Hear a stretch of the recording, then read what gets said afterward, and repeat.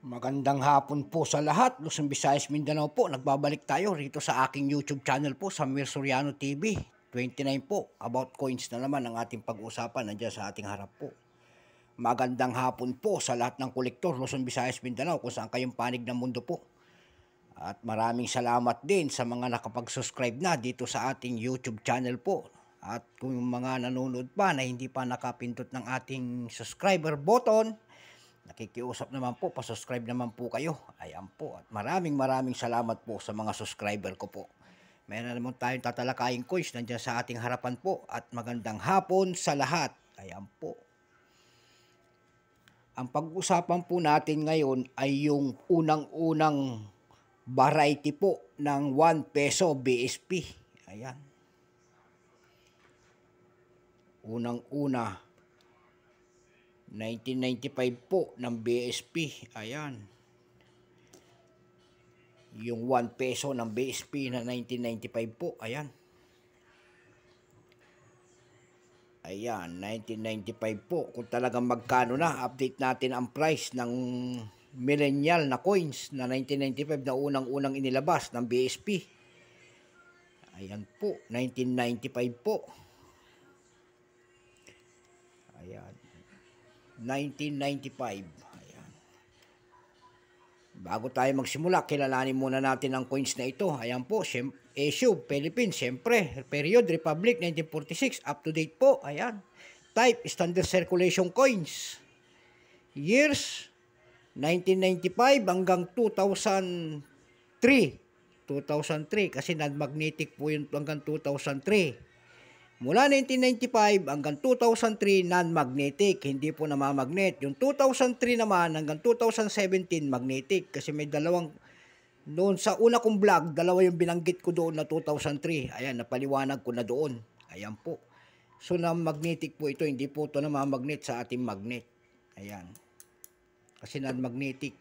Mula 1995 hanggang 2003, non-magnetic po. Ayan. Value, piso po. Currency, piso, 1967. Up to date po. Ayan. Composition po, copper nickel. Ayan, copper nickel.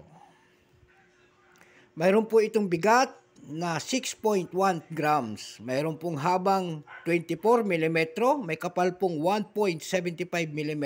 Shape, ang kanyang round. Ayan. Orientation, middle alignment po, number N-1681. Reference number KM-269. Ayan. Readed po ang kanyang paikot. Age is readed. Ayan. Age is readed. Ayan po. Magandang hapon po sa lahat. Ayan. Yung ating unang-unang coins na 1995 na millennial. Kasi bukod tangi siya, nauna siya ang pinakauna sa lahat ng BSP coins na ginawa. Kaya matindi na ang kanyang pakikipagdigma. Ayan. Kumbaga sa digmaan, ito na po ay citizen na. Ayan. Dumako naman po tayo doon sa kanyang percentage, percent. 1995 ay 36%. Wala pang mintage kung ilang pirasong ginawa ng Bangko Sentral nito. Ayan po. Pero ito po yung aking binlog kasi nakita natin millennial na kasi. Ayan po sa BSP. May presyo na po na selling price. Ayan po. Yung verify niya is 8.70 pesos. Ganon din po yung kanyang fine.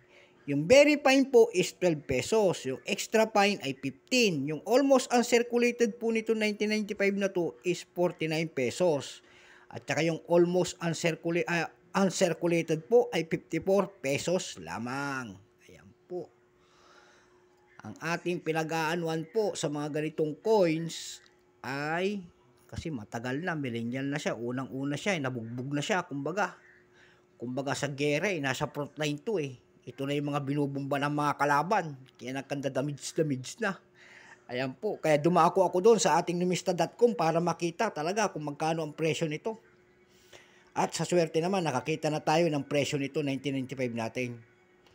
Ayan, mayroon na po nagbebenta doon po ng $4.90. Ayan. Mataas doon sa kanyang numista, mayroon nagbebenta po doon ng $7.90. Ayan po. 1995. Sa eBay.com po, ayan, dumako naman tayo kasi marami tayong presyo nakita sa eBay.com. Mayroon nagbebenta po doon sa eBay.com ng 283 pesos. Ayan. Mayroon din 110 pesos. Mayroon din 56.88 pesos. May 84.75 pesos. Ang pinakamalaki po ay yung 369.70 pesos. Ayan. Kaya agad akong dumako doon sa ating carousel.com PH po. At doon ko nalaman, nakakita na naman tayo ng mga presyo doon. Magbebenta po doon ng 48 pesos. Ayan po. 400. Ayan. 400 pesos po magmula 1995. Ayan. Hanggang 2003 na binebenta niya is 400. Set po yun mula 1995 hanggang 2003 lamang. Binebenta niya po ng 400 pesos. Ayan, para magkaroon kayo ng detalye. May nagbebenta pa naman doon ng 25.30 pesos ito. Yung isang set naman nito, magmula 1995 hanggang 2017, doon sa ating carousel may nagbebenta po ng 17 pesos. 1,700 pesos. Complete set po yun. Ayan. Kasi may mga hard to find dito, yung 2005, ilista nyo po at babanggitin na natin ang ating mga hard to find dito.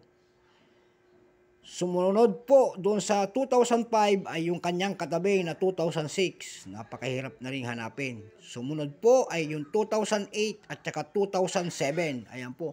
Pero yung 2007 po natanggal po doon sa semi hard to find kasi maraming naglabasan. Pati yung 2008 hanggang sa ngayon marami nung sabihin nila nagkakahanapan na nagsalabasan ng ating mga BSP 1 peso po. Ayan. So naliwanagan sana kayo dito sa presyo ng ating 1 peso na ito na millennial po. Unang labas. So hanggang dito na lamang po ang aking vlog sa hapong ito. Maraming salamat po sa nanonood ng aking YouTube channel at saka doon po sa aking FB page. Maraming salamat po sa lahat. Ayan. So hanggang dito na lamang ang aking vlog.